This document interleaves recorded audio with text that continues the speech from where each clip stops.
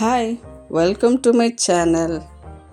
ಇಡ್ಲಿ ಅಂದರೆ ಎಲ್ಲರಿಗೂ ಇಷ್ಟ. ವೀಕ್ಲಿ ಒನ್ಸ್ ಆರ್ 2 ಟೈಮ್ಸ್ ಎಲ್ಲರೂ ಮಾಡ್ಕೊತಾರೆ. ನಾನಿವತ್ತು ರೇಷನ್ ಅಕ್ಕಿಯಿಂದ ಸಾಫ್ಟಾದ ತಟ್ಟೆ ಇಡ್ಲಿ ಹೇಗೆ ಮಾಡೋದಂತ ತೋರಿಸ್ತೀನಿ. ಅದ್ರ ಜೊತೆ ಈ ಚಟ್ನಿ ಪೌಡ್ರ್ ಕೂಡ ಹೇಗೆ ಮಾಡೋದಂತ ತೋರಿಸ್ತೀನಿ. ಒಂದು ಬಾಂಡೆ ತೊಗೊಂಡು ಅದರಲ್ಲಿ 2 ಗ್ಲಾಸು ರೇಷನ್ ಅಕ್ಕಿನ ತೊಗೊಳ್ತಾ ಇದ್ದೀನಿ. ಇದನ್ನೆಲ್ಲ ಸ್ವಚ್ಛ ಮಾಡ್ಕೊಳ್ಳಿ. ಇದನ್ನು ನೀರು ಹಾಕಿ 2ರಿಂದ 3 ಸಲ ತೊಳ್ಕೊಬೇಕು. ಮತ್ತು ಉದ್ದಿನಬೇಳೆ ಅದೇ ಗ್ಲಾಸಿಂದ 1/2 ಗ್ಲಾಸ್ ಉದ್ದಿನಬೇಳೆ ತೊಗೊಂಡಿದ್ದೀನಿ. ಮತ್ತು ಇದು ಗಟ್ಟಿ ಅವಲಕ್ಕಿ ವಾಟರ್ ಗ್ಲಾಸ್ ಹಾಕಬೇಕು, ಅದರಲ್ಲೇ ಹಾಕ್ತಾಯಿದ್ದೀನಿ ನಾನು. ಮತ್ತು ಇದಕ್ಕೆ ಸಬ್ಬಕ್ಕಿ ತೊಗೊಂಡಿದ್ದೀನಿ. ಇವೆಲ್ಲ ಸೇರಿ 1 ಗ್ಲಾಸ್ ಆಗಬೇಕು. ಅಂದರೆ ಉದ್ದಿನಬೇಳೆ ಹಾಫು, ಸ್ವಲ್ಪ ಗಟ್ಟಿ ಅವಲಕ್ಕಿ ಮತ್ತು ಅದಕ್ಕೆ ಸಬ್ಬಕ್ಕಿ. ನೋಡಿ, ಇವಾಗ ಅಕ್ಕಿಯನ್ನು ಚೆನ್ನಾಗಿ ತೊಳ್ಕೊಬೇಕು 3ರಿಂದ 4 ಸಲ. ಸ್ವಲ್ಪ ಜನ ಅಂತಾರೆ ಇದು ವಾಸನೆ ಬರುತ್ತೆ, ಈ ಅಕ್ಕಿ ಚೆನ್ನಾಗಿರಲ್ಲ ಅಂತ ಇಡ್ಲಿ ಅಕ್ಕಿಯನ್ನು ಯೂಸ್ ಮಾಡ್ತಾರೆ. ಹಾಗೇನಿಲ್ರಿ, ಇದು ನೀವು ಟ್ರೈ ಮಾಡಿ ನೋಡಿ, ತುಂಬ ಚೆನ್ನಾಗಿ ಬರುತ್ತೆ ಇದು. ಇದನ್ನು ತಕ್ಕೊಂಡು ಪಕ್ಕದಲ್ಲಿ ಇಟ್ಕೊಂಡಿದ್ದೀನಿ. ಮತ್ತು ಉದ್ದಿನಬೇಳೆಯನ್ನು ಬೇರೆ ಪಾತ್ರೆಯಲ್ಲಿ ಹಾಕ್ಕೊಂಡು ಇದನ್ನು ಕೂಡ 2 ಸಲ ಚೆನ್ನಾಗಿ ತೊಳಿಬೇಕು. ಇದು ನಾನು ಇವಾಗ ಬೆಳಗ್ಗೆ 11 o'clock ಇದನ್ನು ನೆನೆ ಹಾಕ್ತಾಯಿದ್ದೀನಿ. 6 to 7 hours ನೆನೆ ಹಾಕಬೇಕು. ಇದನ್ನು ಕೂಡ ಚೆನ್ನಾಗಿ ತೊಳೆದು ಸಪ್ರೇಟಾಗಿ ನೆನೆ ಹಾಕಬೇಕು, ಅದರಲ್ಲಿ ಹಾಕಬಾರ್ದು. ಸ್ವಲ್ಪ ಚೇಂಜಸ್ಸನ್ನು ನಾವು ಮಾಡೋದ್ರಿಂದ ತುಂಬ ಡಿಫ್ರೆಂಟಾಗಿ ಅದು ಬರುತ್ತೆ ಇಡ್ಲಿ. ನೋಡಿ, ಇವಾಗ ಮುಂಚೆ ನಾನು ಉದ್ದಿನಬೇಳೆಯನ್ನು ರುಬ್ಕೊಳ್ತಾ ಇದ್ದೀನಿ.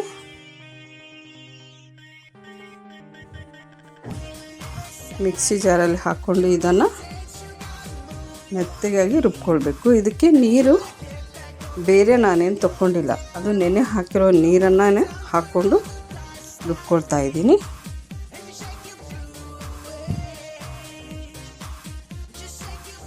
ಇದನ್ನು ಮೆತ್ತಗೆ ರುಬ್ಕೊಳ್ಬೇಕು. ನಾನು ಹೇಳಿರೋ ಟಿಪ್ಪನ್ನು ನೀವು ಫಾಲೋ ಮಾಡಿ ನೋಡಿ, ತುಂಬ ಸಾಫ್ಟಾಗಿ ಬರುತ್ತೆ ಇಡ್ಲಿ. ನೋಡಿ, ಇವಾಗ ಅಕ್ಕಿಯನ್ನು ಹಾಕ್ಕೊಂಡು ರುಬ್ಕೊಳ್ತಾ ಇದ್ದೀನಿ. ಇದಕ್ಕೆ ಕೂಡ ಅದೇ ನೀರು ಹಾಕ್ತಾಯಿದ್ದೀನಿ, ನೆನೆಸಿರೋ ನೀರನ್ನು. ಇದನ್ನು ಹಾಕ್ಕೊಂಡು ಚೆನ್ನಾಗಿ ರುಬ್ಕೊಳ್ಳಿ.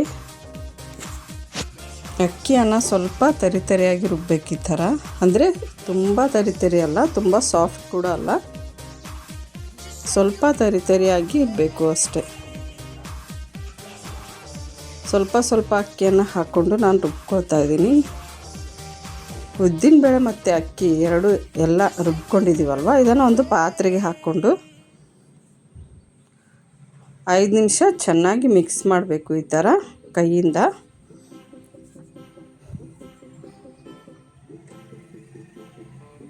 ಸ್ವಲ್ಪ ಇದು ಗಟ್ಟಿಯಾಗಿ ಅನ್ನಿಸ್ತಾ ಇದೆ ನನಗೆ, ಸ್ವಲ್ಪ ನೀರು ಹಾಕ್ಕೊಳ್ತಾ ಇದ್ದೀನಿ. ಇದನ್ನು ಹಾಕಿ ಈ ಥರ ಮಿಕ್ಸ್ ಮಾಡಿ ಚೆನ್ನಾಗಿ. ಇದಕ್ಕೆ ಉಪ್ಪು ಹಾಕ್ಕೊಳ್ತಾ ಇಲ್ಲ ನಾನು, ಏಕೆಂದರೆ ಇವಾಗ ಬಿಸಿಲಿದೆ ಅಲ್ವಾ. ವಿಂಟರಲ್ಲಿ ಅಂದರೆ ನೀವು ರಾತ್ರಿನೇ ಉಪ್ಪು ಹಾಕಿಟ್ಕೊಬೋದು. ನಾನು ಉಪ್ಪು ಬೆಳಗ್ಗೆ ಹಾಕ್ತೀನಿ. ಈ ಥರ ಚೆನ್ನಾಗಿ ಮಿಕ್ಸ್ ಮಾಡಿ ಇದನ್ನು ಓವರ್ನೈಟು ಪಕ್ಕದಲ್ಲಿ ಇಟ್ಕೊಳ್ತಾ ಇದ್ದೀನಿ. ನಿಮಗೆ ಇದು ವಿಂಟರಲ್ಲಿ ಏನು ಮಾಡಬೇಕಂದ್ರೆ, ನೀವು ಮುಚ್ಚಳ ಹಾಕಬಾರ್ದು. ಜರಡಿ ಇರುತ್ತಲ್ಲ, ನಾವು ಹಿಟ್ಟಿನ ಜರಡಿ, ಅದನ್ನು ಹಾಕಿ ಮುಚ್ಚಿಟ್ರೆ ಚೆನ್ನಾಗಿ ಪರ್ಮೆಂಟ್ ಆಗುತ್ತೆ ಅದು. ನೋಡಿ, ಬೆಳಗ್ಗೆ ನೋಡಿ ಚೆನ್ನಾಗಾಗಿದೆ ಇದು, ಸಾಫ್ಟಾಗಿ ಬೆಳ್ಳಗಾಗಿ. ಇಡ್ಲಿ ಕೂಡ ಆ ಥರನೇ ಬರುತ್ತೆ ಇದು. ಮತ್ತೊಮ್ಮೆ ಚೆನ್ನಾಗಿ ಮಿಕ್ಸ್ ಮಾಡಿ ಇದನ್ನು ಬೆಳಗ್ಗೆ.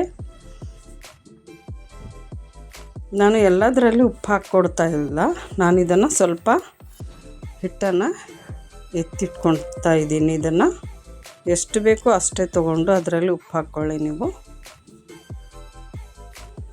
ಇದು 1 kgವರೆಗೆ ನೀವು ರುಬ್ಬಿಟ್ಕೊಂಡ್ರೆ ಇದರಿಂದಲೇ ದೋಸೆ ಮಾಡ್ಬೋದು, ಇಡ್ಲಿ ಮಾಡ್ಬೋದು, ಮತ್ತು ಉತ್ತಪ್ಪ, ಈರುಳ್ಳಿ ಅದೆಲ್ಲ ಹಾಕಿ ಮಾಡ್ಕೋಬೋದು.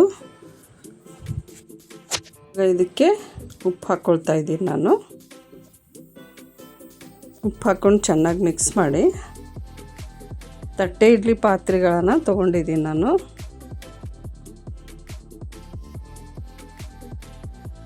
ಇವಾಗ ಇದಕ್ಕೆ ಎಣ್ಣೆ ಹಚ್ಕೊಳ್ಳೋಣ ನಾವು.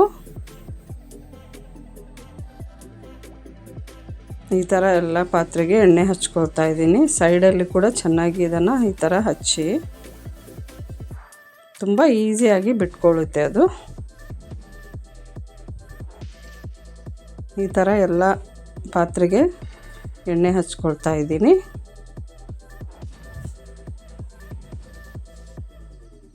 ಇವಾಗ ನಾನು 2 ಸ್ಪೂನ್ ಅಷ್ಟೇ ಇದಕ್ಕೆ ಹಿಟ್ಟನ್ನು ಹಾಕ್ಕೊಳ್ತಾ ಇದ್ದೀನಿ. ಫುಲ್ ಹಾಕಬೇಡಿ, ಹಾಫ್ ಹಾಕಿದರೆ ಸಾಕು.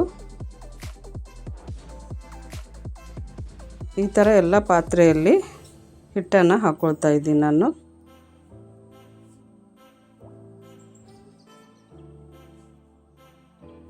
ನಿಮಗೆ ಈ ವಿಡಿಯೋ ಲೈಕ್ ಆದರೆ ನಿಮ್ಮ ಫ್ಯಾಮಿಲಿ ಆ್ಯಂಡ್ ಫ್ರೆಂಡ್ಸ್ ಜೊತೆ ಇದನ್ನು ಶೇರ್ ಮಾಡಿ. ನೋಡಿ, ಈ ಥರ ಒಂದೊಂದಾಗಿ ಹಾಕ್ಕೊಂಡಿದ್ದೀನಿ. ಇದು ತಟ್ಟೆ ಇಡ್ಲಿ ಪಾತ್ರೆ ಇಡೋ ಸ್ಟ್ಯಾಂಡ್ ಇದು. ಇದರಲ್ಲಿ ಒಂದೊಂದಾಗಿ ನಾನು ಇವಾಗ ಇಟ್ಕೊಳ್ತಾ ಇದ್ದೀನಿ. ಇವಾಗ ಇದನ್ನು ಒಂದೊಂದಾಗಿ ನಾನು ಸ್ಟ್ಯಾಂಡಲ್ಲಿ ಇಟ್ಕೊತಾ ಇದ್ದೀನಿ. ಈ ಥರ ಮುಂಚೆನೇ ನಾನು ಕುಕ್ಕರನ್ನು ಬಿಸಿ ಇಟ್ಕೊಂಡಿದ್ದೀನಿ. ಸ್ವಲ್ಪ ನೀರು ಹಾಕ್ಕೊಂಡು ಅದರಲ್ಲಿ, ನೀವು ಕುಕ್ಕರಲ್ಲಿ ಆದರೂ ಇಲ್ಲಾಂದರೆ ಯಾವುದಾದ್ರೂ ಅಲ್ಯೂಮಿನಿಯಂ ಪಾತ್ರೆಯಲ್ಲಿ ಇಡುವಾಗ ಸ್ವಲ್ಪ ಅದರಲ್ಲಿ ನೀರಲ್ಲಿ ಹುಣಸೆಹಣ್ಣು ಅಥವಾ ಲಿಂಬೆಹಣ್ಣು ಹಾಕಿ ಮುಂಚೆನೇ ನೀರು ಬಿಸಿ ಇಟ್ಕೊಂಡಿದ್ದೀನಿ ನಾನು. ಇವಾಗ ಬಿಸಿ ಇದೆ ನೀರು. ಇದರಲ್ಲಿ ಸ್ಟ್ಯಾಂಡ್ ಇಡ್ತಾ ಇದ್ದೀನಿ ನಾನು. ಹುಣಸೆಹಣ್ಣು ಹೇಗೆ ಹಾಕಬೇಕು ಅಂದರೆ ಅದು ಕಪ್ಪಗಾಗಿಬಿಡುತ್ತೆ ಪಾತ್ರೆ. 2-3 ಸಲ ತೊಳೆದ್ರೂ ಹೋಗೋದಿಲ್ಲ ಅದು. ಇವಾಗ ಲಿಡ್ ಇಟ್ಕೊತಾ ಇದ್ದೀನಿ. ಇದಕ್ಕೆ ವಿಸಿಲ್ ಹಚ್ಚೋದು ಅವಶ್ಯಕತೆ ಇಲ್ಲ, ಸ್ಟೀಮಿಂದಾನೇ ಆಗಿಬಿಡುತ್ತೆ ಇದು. ಇದನ್ನು ನಾವು ಏನು ಮಾಡ್ತೀವಿ ಅಂದರೆ ಲಿಡ್ ಹಾಕ್ಕೊಂಡು ಹಾಗೆ ಬಿಟ್ಬಿಡ್ತೀವಿ ಅದನ್ನು, ಪಾತ್ರೆನ 20 ನಿಮಿಷ, ಹಾಫ್ ಆನ್ ಅವರ್ ಬೇರೆ ಕೆಲಸ ಎಲ್ಲ ಮಾಡ್ಕೊತಾ ಇರ್ತೀವಿ. ಅದೇ ನಾವು ಮಾಡೋ ಮಿಸ್ಟೇಕು. ಇದನ್ನು 13 ನಿಮಿಷದಿಂದ 15 ನಿಮಿಷ ಇಟ್ಟರೆ ಸಾಕು. ಭಾಳೊತ್ತು ಇಡೋದ್ರಿಂದ ಇದು ಗಟ್ಟಿಯಾಗಿಬಿಡುತ್ತೆ, ಅಷ್ಟು ಚೆನ್ನಾಗಿ ಬರೋದಿಲ್ಲ.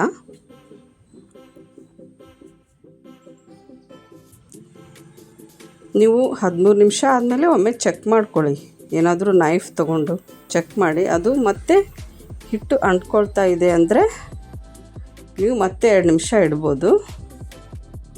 ಫ್ಲೇಮ್ ಮಾತ್ರ ಮೀಡಿಯಮ್ ಫ್ಲೇಮ್ ಇಡಬೇಕು, ಹೈ ಇಡಬಾರ್ದು, ಸಿಮ್ಮಲ್ಲಿ ಕೂಡ ಇಡಬಾರ್ದು. ಅದನ್ನು ಕೂಡ ನೀವು ಫಾಲೋ ಮಾಡಿ ನೋಡಿ, ತುಂಬ ಚೆನ್ನಾಗಿ ಬರುತ್ತೆ ಇಡ್ಲಿ. ನೋಡಿ, ಇದು ಸ್ವಲ್ಪ ತಣ್ಣಗಾಯಿತು. ಇವಾಗ ಇದನ್ನು ಸ್ಟ್ಯಾಂಡಿಂದ ತಗೊಳ್ತಾ ಇದ್ದೀನಿ. ಒಂದು ನೈಫ್ ತಗೊಂಡು ಈ ಥರ ಇದನ್ನು ಬಿಡಿಸ್ಕೋಬೋದು, ಈಸಿಯಾಗಿ ಬರುತ್ತೆ. ನೀವೇ ನೋಡಿ, ಇವಾಗ ಅದೇನು ಅಂಟ್ಕೊಳ್ಳೋದಿಲ್ಲ. ಈ ಥರ ಒಮ್ಮೆ ಮಾಡಿದರೆ ಸಾಕು. ಬಿಸಿ ಇರುವಾಗ ತೆಗಿಬಿಡಿ, ಏಕೆಂದರೆ ಅದು ಮುರಿದೋಗೋ ಚಾನ್ಸ್ ಇರುತ್ತೆ. ನೋಡಿ, ಇವಾಗ ಎಷ್ಟು ಈಸಿಯಾಗಿ ಬಂತು ಅದು. ನೀವು ಇದನ್ನು 4 ಪೀಸಸ್ ಆಗಿ ಕಟ್ ಮಾಡಿ ಮಕ್ಕಳಿಗೆ ಟಿಫಿನಲ್ಲಿ ಕಟ್ಬೋದು. ಒಂದು ತಿಂದರೆ ಸಾಕು, ಹೊಟ್ಟೆ ತುಂಬಿಡುತ್ತೆ ಇದು. ನಿಮ್ಮ ಹತ್ರ ಹಿಟ್ಟಿದ್ರೆ ಸಾಕು, ಗೆಸ್ಟ್ ಯಾರಾದರೂ ಬಂದರೂ ಕೂಡ ಈ ಥರ ಕ್ವಿಕ್ಕಾಗಿ ಮಾಡ್ಕೋಬೋದು. ನೋಡಿ ಎಷ್ಟು ಈಸಿಯಾಗಿ ಬಂತು ಇದು. ಚಟ್ನಿ ಪುಡಿ ಕೂಡ ನಾನು ಹೇಳ್ಕೊಡ್ತೀನಿ, ಅದನ್ನು ಮಾಡಿ ಇಟ್ಕೊಂಡ್ರೆ ನೀವು ಈಸಿಯಾಗಿ ಮಾಡ್ಕೋಬೋದು.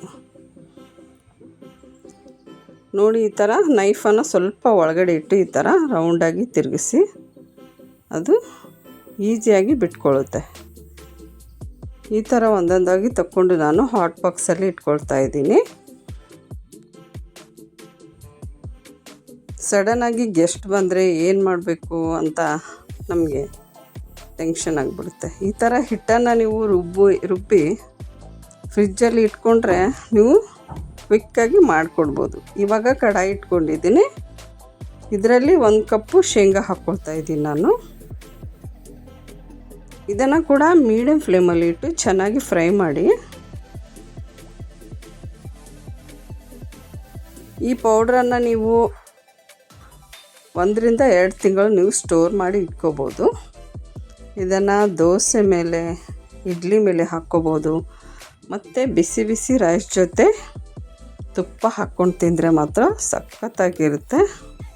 ನೋಡಿ, ನಾನು 2 ಸ್ಪೂನು ಎಳ್ಳು ತೊಗೊಂಡಿದ್ದೀನಿ. ಇದಕ್ಕೆ 1 ಸ್ಪೂನ್ ಜೀರಿಗೆ. ಎಳ್ಳು ಇಲ್ಲಾಂದರೆ ನೀವು ಇದಕ್ಕೆ ಬದಲಾಗಿ ಕಡಲೆಬೇಳೆ ಕೂಡ ಹಾಕ್ಕೋಬೋದು. ಸ್ವಲ್ಪ ಹುಣಸೆಹಣ್ಣು ಹಾಕ್ಕೊತಾ ಇದ್ದೀನಿ. ಇದರಲ್ಲಿ ಸ್ವಲ್ಪ ನೀರಿನ ಅಂಶ ಇರುತ್ತೆ ಅಲ್ವಾ, ಅದಕ್ಕೆ ಇದನ್ನು ಕೂಡ ಸ್ವಲ್ಪ ಫ್ರೈ ಮಾಡ್ತಾಯಿದ್ದೀನಿ. ಕರಿಬೇವನ್ನು ಚೆನ್ನಾಗಿ ತಗೊಂಡು ಇದನ್ನು ಕೂಡ ಫ್ರೈ ಮಾಡಬೇಕು. ಮತ್ತು ನಾನು ಸ್ವಲ್ಪ ಮೆಣಸಿನ್ಕಾಯಿ ತೊಗೊಂಡಿದ್ದೀನಿ, ಒಣ ಮೆಣಸಿನ್ಕಾಯಿ. ಇದು ಗುಂಟೂರು ಮೆಣಸಿನ್ಕಾಯಿ. ನಿಮ್ಮ ಹತ್ರ ಬ್ಯಾಡಗಿ ಮೆಣಸಿನ್ಕಾಯಿ ಇದ್ದರೂ ಕೂಡ ಅದನ್ನು ಕೂಡ ಹಾಕ್ಕೋಬೋದು ನೀವು. ನಿಮಗೆ ಖಾರ ಎಷ್ಟು ಬೇಕೋ ಅಷ್ಟು ಹಾಕ್ಕೊಳ್ಳಿ. ಎಣ್ಣೆ ಏನು ಬೇಕಾಗಿಲ್ಲ, ಹಾಗೆ ಡ್ರೈ ಆಗಿ ಇದನ್ನು ಫ್ರೈ ಮಾಡ್ತಾಯಿದ್ದೀನಿ.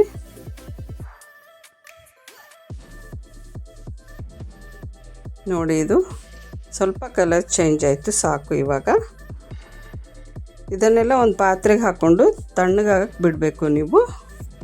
ಏಕೆಂದರೆ ಇದು ನಾವು ಸ್ಟೋರ್ ಮಾಡ್ಕೊಳ್ತೀವಲ್ವ, ಅದಕ್ಕೆ. ಫಸ್ಟಾಗಿ ಜಾರಲ್ಲಿ ನಾವು ಮೆಣಸಿನ್ಕಾಯಿ ಹಾಕ್ಕೊಂಡು ರುಬ್ಕೊಳ್ಳೋಣ. ನೆಕ್ಸ್ಟು ನಾವು ಶೇಂಗಾ ಇವೆಲ್ಲ ಹಾಕಿದ್ದೀವಲ್ವ, ಇದನ್ನು ಹಾಕ್ಕೊಳ್ಳಿ. ಹಾಕ್ಕೊಂಡು ಇದನ್ನು ಕಂಟಿನ್ಯೂಸ್ ಆಗಿ ರುಬ್ಬಬೇಡಿ, ಏಕೆಂದರೆ ಅದು ಶೇಂಗಾ ಮತ್ತು ಎಳ್ಳು ಎಣ್ಣೆ ಬಿಟ್ಕೊಳ್ಳುತ್ತೆ. ಮತ್ತು ಅದು ಪುಡಿ ಮುದ್ದೆ ಮುದ್ದೆ ಆಗಿಬಿಡುತ್ತೆ, ಪುಡಿ ಥರ ಬರೋದಿಲ್ಲ. ಆನ್ ಆಫ್ ಮಾಡ್ತಾ ಇರಬೇಕು ಈ ಥರ. ತುಂಬ ಪೌಡ್ರ್ ಬೇಡ, ಸ್ವಲ್ಪ ತರಿ ತರಿ ಇರಬೇಕು. ಮತ್ತು ಬೆಳ್ಳುಳ್ಳಿ ಹಾಕ್ಕೊಳ್ತಾ ಇದ್ದೀನಿ ನಾನು ಇದಕ್ಕೆ ಫೈನಲಾಗಿ. ಇದು ಗುಂಟೂರು ಮೆಣಸಿನ್ಕಾಯಿ ಆದ್ದರಿಂದ ಇದು ಕಲರ್ ಅಷ್ಟಿಲ್ಲ. ನಾನು ಮನೆಯಲ್ಲಿರೋ ಚಿಲ್ಲಿ ಪೌಡ್ರನ್ನು ಸ್ವಲ್ಪ ಹಾಕ್ಕೊಳ್ತಾ ಇದ್ದೀನಿ ಕಲರ್ಗಾಗಿ. ನೀವು ಬೇಡ ಅಂದರೆ ಹಾಕ್ಕೊಂಡಿಲ್ಲ ಆದರೂ ನಡೆಯುತ್ತೆ. ಇದನ್ನು ಹಾಕ್ಕೊಂಡು ಸ್ವಲ್ಪ ತಿರುಗಿಸ್ದೆ. ನೋಡಿ, ಇವಾಗ ರೆಡಿ ಆಯಿತು ತುಂಬ ಟೇಸ್ಟಿಯಾದ ಚಟ್ನಿ ಪೌಡರ್. ನೀವು ಇದನ್ನು ಗ್ಲಾಸ್ ಜಾರಲ್ಲಿ ಸ್ಟೋರ್ ಮಾಡ್ಕೊಳ್ಳಿ. ಇಡ್ಲಿ ದೋಸೆ ಜೊತೆ ಸರ್ವ್ ಮಾಡ್ಕೊಂಡು ತುಂಬ ಚೆನ್ನಾಗಿರುತ್ತೆ.